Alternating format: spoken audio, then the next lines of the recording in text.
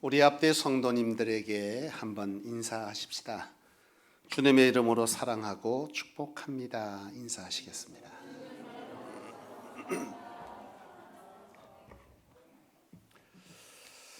하나님이 우리의 인생을 주장해 가시는 줄로 믿습니다.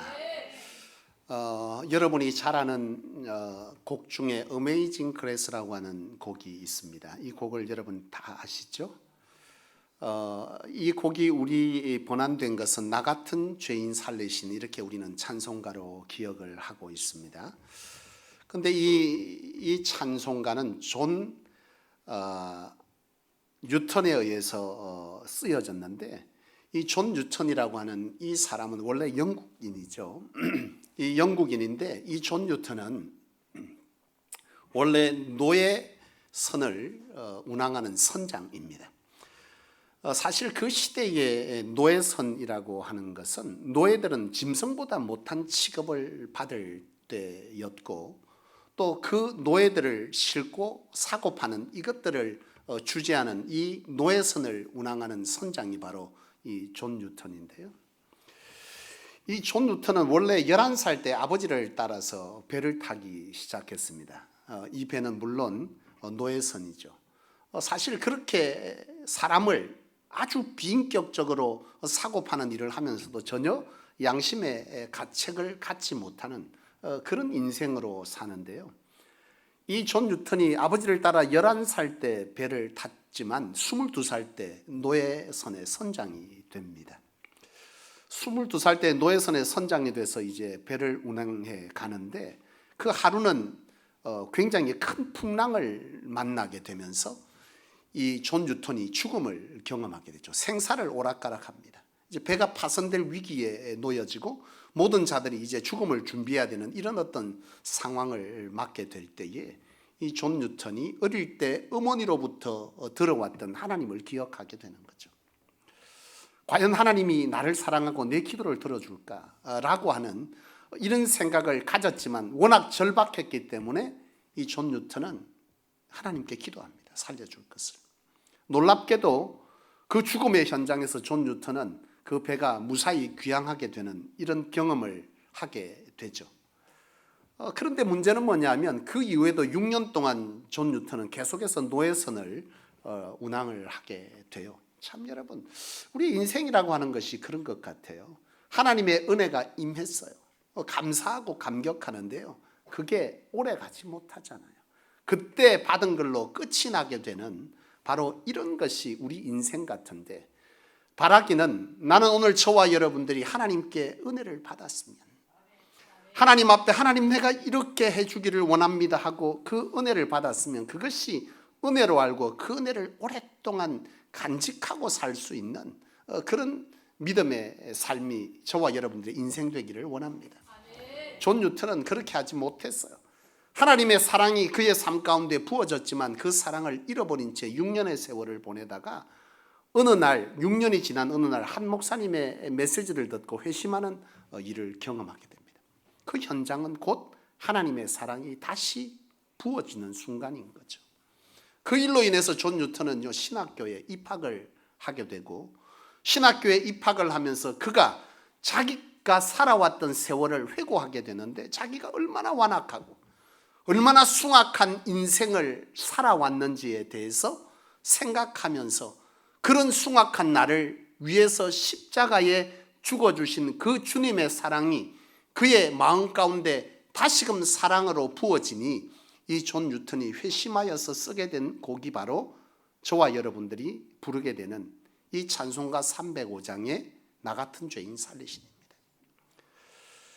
이 시간 나는 저와 여러분들이 이 찬양을 우리가 한번 불러보되, 이 찬양의 가사처럼 나는 저와 여러분들이 주께서 나를 위해서 십자가에 죽어주었던 그 십자가의 현장이 정말 나로 하여금 몸서리치게 감사하고 감격되는 그런 은혜의 현장이 되어지는 그런 주의 사랑이 저와 여러분들에게 다시 부어지기를 소망합니다.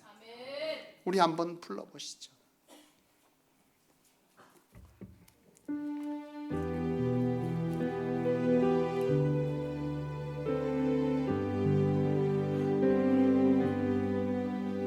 나 같은 죄인 살리신 그 은혜 놀라워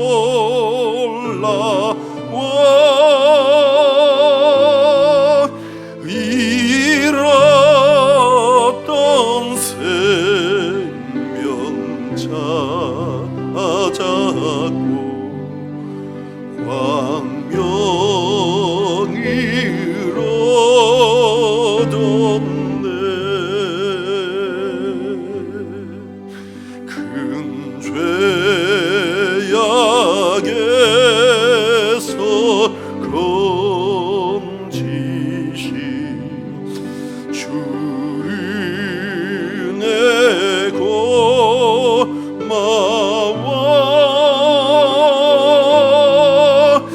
나 처음 믿은 그 시간 귀하고 귀하다. 이제껏 내가 산 것도 이제껏 내가 산 것도 주님의 은혜라. 또 나를 찾아본 향해 인도해 주시리. 거기서 우리 영원히 주님의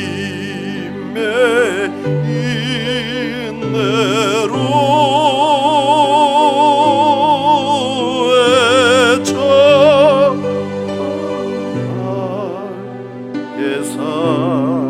살면서 주 찬양하리라.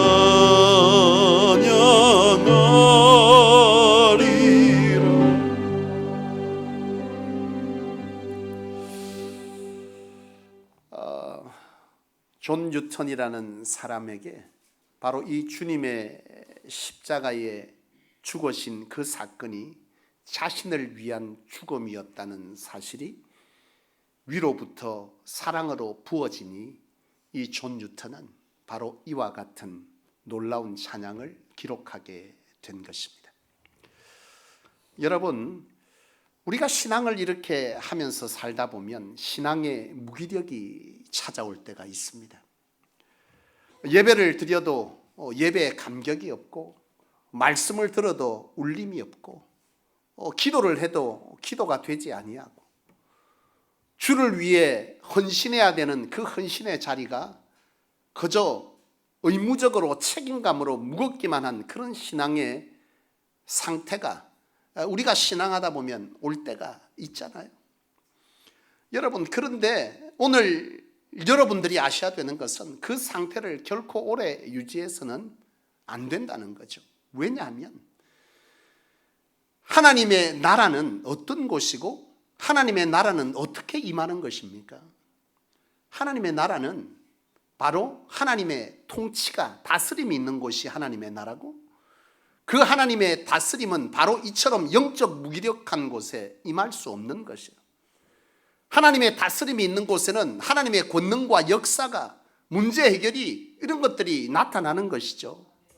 근데 여러분, 이 영적 무기력한 이 상태 속에 하나님의 나라도, 하나님의 능력도, 권세도 우리 삶 가운데 일어날 수 없는 것이죠. 하나님은 저와 여러분들을 부르실 때에 바로 하나님의 능력과 권세를 우리의 삶 가운데 일으키고, 그것이 하나님으로 된 것임을 이 땅 가운데 증명하고 증인되게 하시고, 그 일을 통해서 믿지 않는 자가 하나님께로 나오게 하는 이를 위해서 우리를 불렀는데, 우리가 영적 무기력 상태에 있게 되면 하나님의 부르심의 이 목적을 따라 살지 못하는 인생이 되는 거로, 나는 저와 여러분들이 우리의 삶이 진정 예배가, 말씀이, 기도가, 헌신이 하나님 안에서 기쁨과 감격이 되어야 할 줄로 믿습니다. 오늘 여러분 그런 상태에 있습니까? 여러분, 만약에 오늘 여러분들 삶 가운데 여러분들의 신앙이 무기력하고 예배가 예배되지 못하고 말씀이 말씀되지 못하고 기도되지 못하고 헌신이 그저 무겁기만 하다면 오늘 여러분들이 해야 될 것은 바로 하나님의 사랑이 여러분들의 삶에 부어지도록 해야 합니다. 하나님의 사랑이 부어진다는 것이 뭐냐? 오늘 이 본문 말씀 16절은 하나님과 사랑에 빠지는 것이다 이렇게 말하면서 그 사랑에 빠지는 것이 뭐냐면 하나님은 사랑이신데 하나님이 내 안에 있고 내가 그 안에 있는 것이 바로 하나님과 사랑에 빠진 거다 그렇게 얘기를 합니다. 여러분 사랑에 빠져봤잖아요. 너무 까마득한 일입니까? 사랑에 빠지면 어떻게 됩니까? 그 사람과 함께 있고 싶잖아요. 함께 있는 것이 즐겁잖아요. 그가 있으면 힘이 나잖아요. 그로 인해서 용기를 얻잖아요. 그를 위해서 무엇인가 해주는 것이 아깝고 힘겹고 하기 싫고 이런 것입니까? 아니지 않습니까? 오늘 우리의 삶에 여러분들의 신앙의 영적 무기력은 바로 이런 하나님과의 사랑의 깨어짐이 문제이고 이 하나님의 사랑이 우리에게 부어질 때에 우리의 예배는 살고 말씀을 들을 때 가슴에 울림이 있고 뜀이 있고 영적으로 이미 멎은 심장이 다시 뛰는 기도할 때 하나님과 깊이 들어가서 그 기도 속에서 하나님이 무엇을 원하시고 하나님과의 만남을 통해서 하나님이 우리의 삶에 역사하는 그런 역사를 일으키는 헌신의 자리가 진정 봉사가 아닌 희생이 되어지는 봉사가 아닌 헌신이 되어지는 이런 역사가 있는 거죠.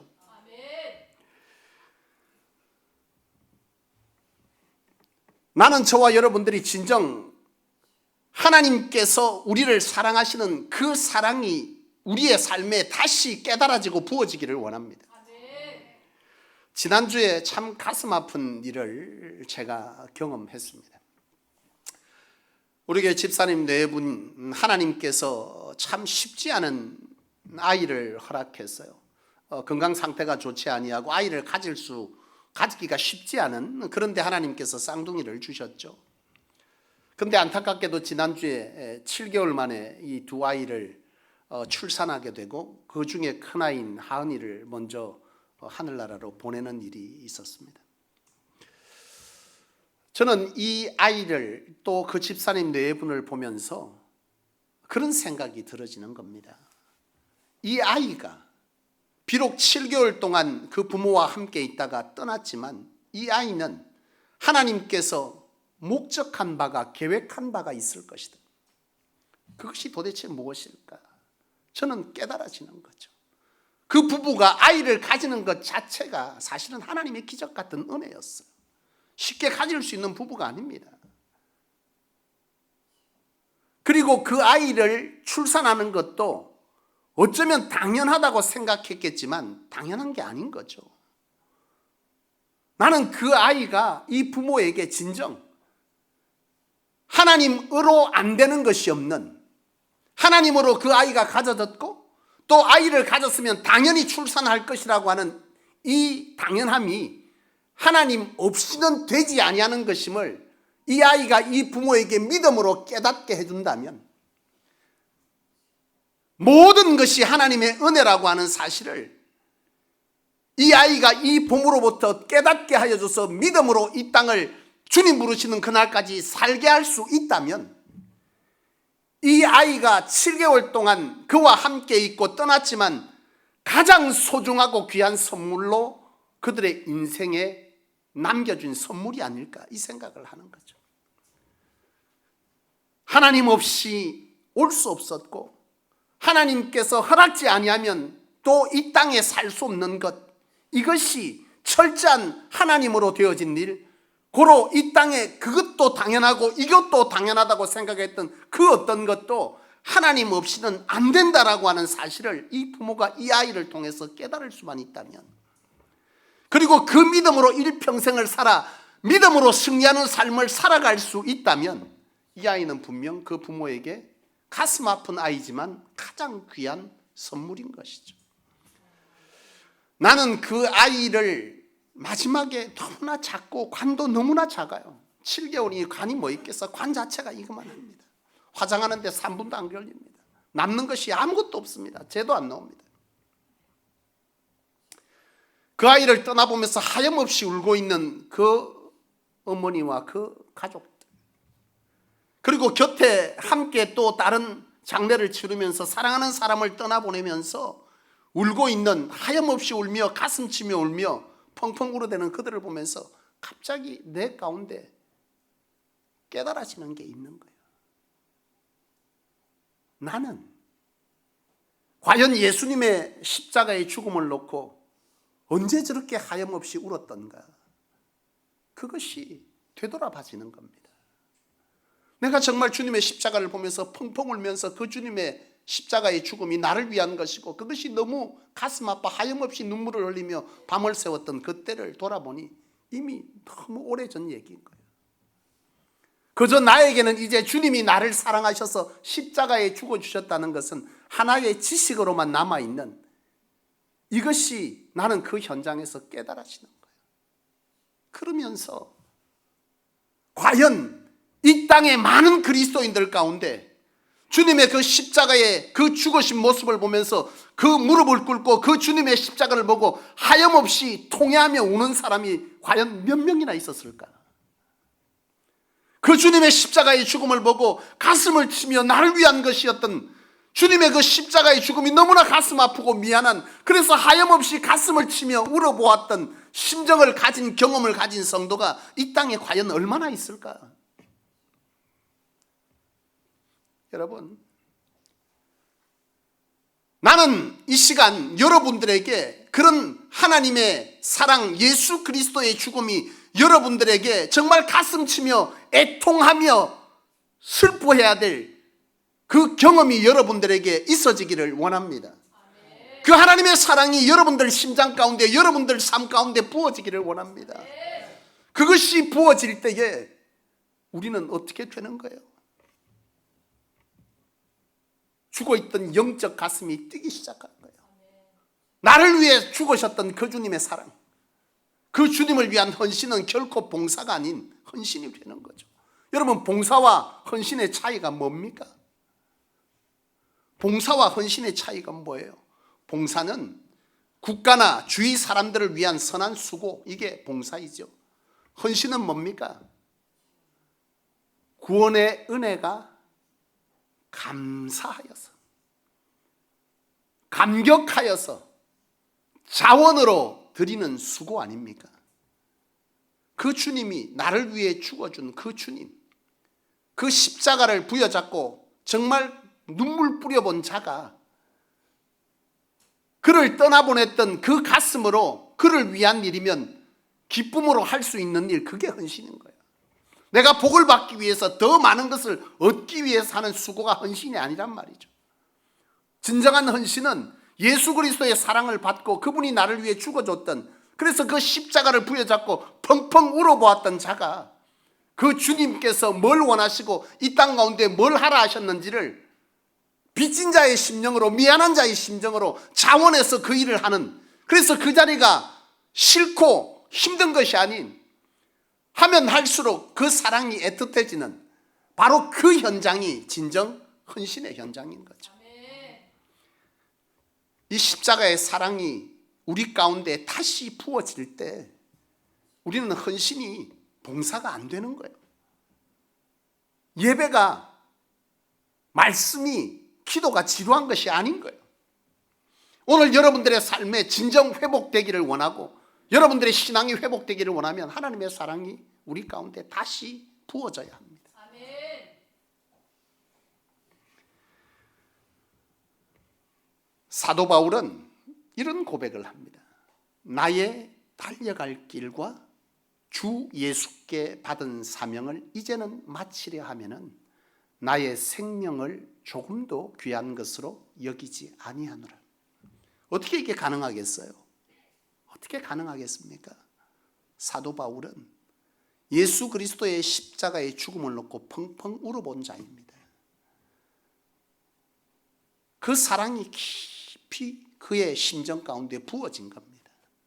그 부어짐을 입은 자가 내가 주를 위해서 죽는 것도 아깝지 아니한 거죠. 사랑에 빠져본 자란 뜻입니다. 오늘 우리의 예배가, 말씀이, 기도가, 우리의 헌신이, 영적 가슴팀이 다시 심장이 뛰기를 원한다면 우리의 삶에 이 주님을 향한 사랑이 다시 부어져야 합니다. 지존파라고 하는 아주 극악무도한 사람들을 여러분 기억하실 것입니다.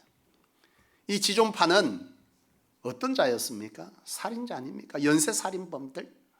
이 연쇄살인범들이 사람을 잡아서 죽이고 인육을 나눠 먹고 그랬던 자들.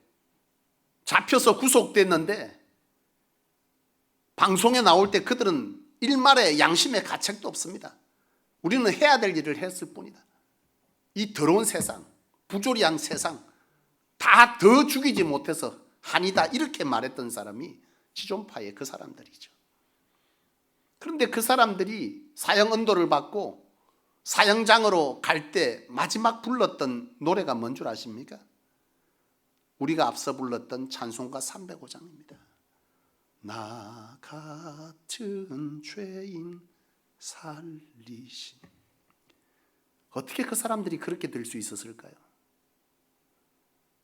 완악하고 포악하고 악만 남아있는 그들, 아무도 그들을 사랑해 주지 않는데 그런 그들을 위해서 예수님이 죽어주어 구원의 길을 열었다는 이 사실이, 그 사랑이 그들 가운데 은혜로 부어진 거예요. 그것이 가슴에 부어지니 그들이 비로소 얼마나 그들이 잘못한 인생이며 그 예수님의 사랑이 얼마나 귀한 것인지를 알게 되기에 아쉽지만 이 땅을 마지막으로 하고 나 같은 죄인 살리신 은혜가 감사하다고 찬양하면서 마지막 죽음의 단도대로 갈 수 있었던 것이죠. 사랑하는 여러분, 나는 저와 여러분들에게 다시금 영적 가슴팀이 있기를 원합니다. 오늘 여러분들에게 이 말씀을 듣고도 심장이 뛰지 아니하고 여전히 예배가 감격되지 못하다면 나는 여러분들이 이 시간 하나님 앞에 기도해야 할 것입니다. 하나님, 내게 하나님의 사랑이 다시 부어지기를 원합니다. 하나님, 내 삶 가운데 주님의 그 사랑이 다시 부어지기를 원합니다.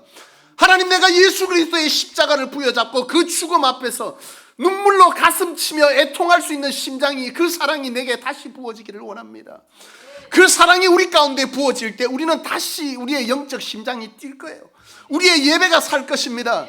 말씀의 권세가 있을 것입니다.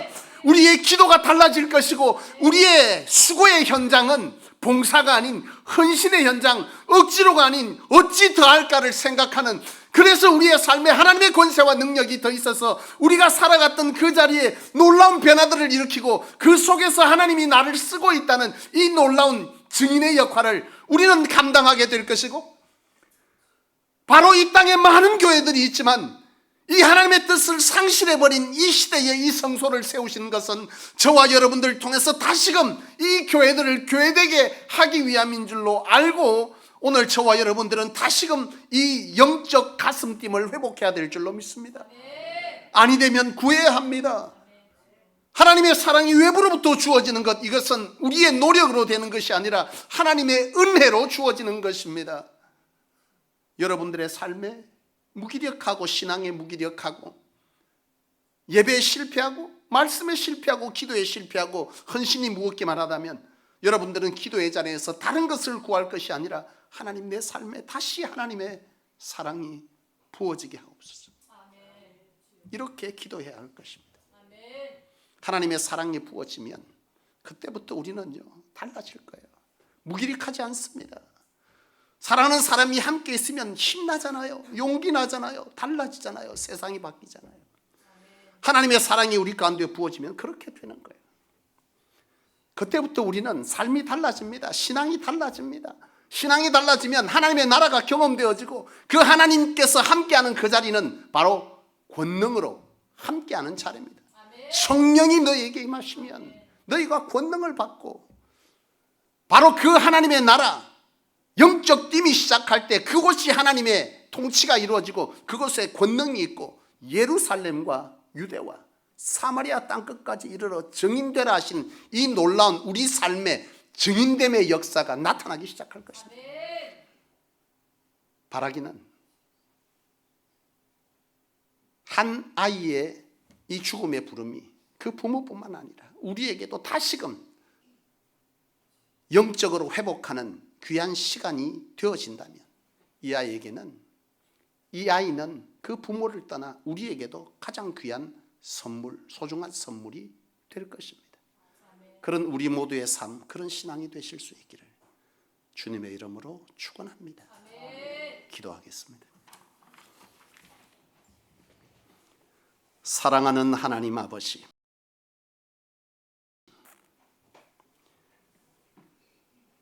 이 시간 은혜를 감사합니다. 우리 안에 다시금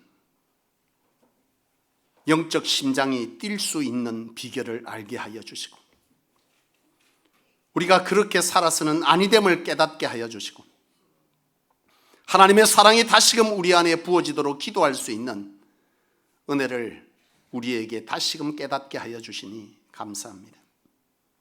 하나님, 이 시간 여기 예배하는 주의 권속들마다 저들의 입술을 통해 주여 하나님의 사랑이 다시금 우리의 심장 가운데 삶 가운데 부어지기를 원합니다. 기도할 수 있게 은혜를 베풀어 주옵소서. 하나님의 사랑이 부어져서 다시금 저들의 신앙이 저들의 영적 삶이 활력을 얻게 하여 주옵시고 하나님의 함께하심 역사하심이 저들 가운데 있어 하나님을 거절하고 하나님을 외면하는 이 시대에 진정 하나님의 하나님됨을 증명할 수 있는 저들의 삶이 다시 회복될 수 있게 하여 주옵소서.